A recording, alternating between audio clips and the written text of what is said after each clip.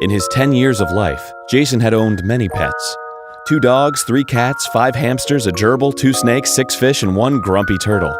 He loved them all. They were his best friends, and eventually, all of them died. Jason hated death and decided to get his revenge. One late night, Jason took his sister's second favorite teddy bear and a pair of scissors, the sharp adult kind. He cut the bear in half, then placed it on the floor surrounded by dead bugs for good measure. Jason grabbed his sleeping bag, hid behind his bed, and waited. At precisely 11:03, the room grew cold. Jason's breath escaped like tiny clouds. The shadows of his furniture drifted together, and a dark, tattered figure rose from the darkness.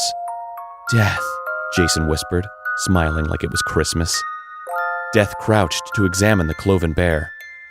"This wasn't a living thing." Death's voice sounded like cockroaches ground up in glass. Then suddenly, Death was swallowed up by Jason's sleeping bag.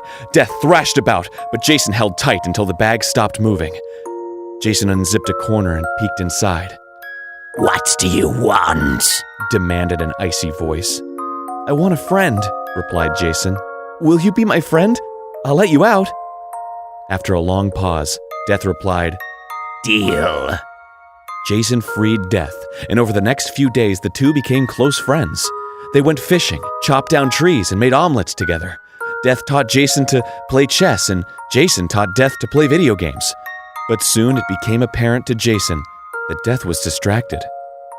"You need to go, don't you?" asked Jason. Death nodded and stood up. "Will I ever have a friend again?" Death paused thoughtfully, then plunged his staff into the ground. Suddenly, tiny skeletons of cats and dogs and decomposing hamsters clawed their way to the surface and rushed to bury Jason in undead hugs and kisses. As Jason, who would never be lonely again, struggled and laughed, Death quietly dissolved back into the ground. He might have even been smiling.